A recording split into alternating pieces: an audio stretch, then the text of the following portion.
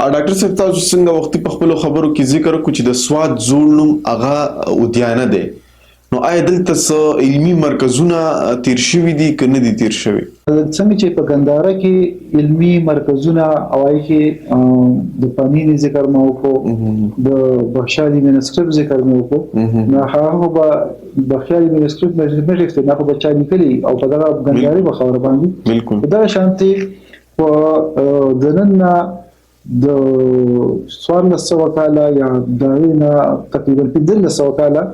مخکې په 630 یا د 430 نه تر 630 پورې 630 کې یو چینایي بودیست دغه دی موسی سیاح دی او سره چې کوم دی د هغې منونکی دی، هغه ودیانت راځي او هغه دلته چې کوم دی نو د په سوونو د دغه بودیست مرکزونو ذکر کوي. نو یو خو بودیست مرکزونه چې کوم دي هغه مذهبي دي، خو د مذهبي سره چې کوم دی نو هغه مذهبي چې کوم دی هغې ته موږ سټوپه وایو او د بل ته چې کوم دی موږ مناسټري وایو. مناسټري مینس سکول، مدرسه.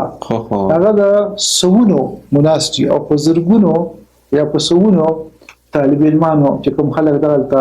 دغه علم دغه کوي، هغه علم چې دی نو هر څه هغه د هغې ذکر کوي او د هغه دا خبره چې کوم دی نو د دې خبرې نه پته لګي چې په تبت کې چې کوم بودیزم دی د هغې چې کوم مشر دی، د هغې چې کوم باني دی، د هغه نامه پدماسمبا وښودی شي، نو هغه د دې ودیانې نه او د دې ګندهارې نه کوي. نو چې یو سړی په یو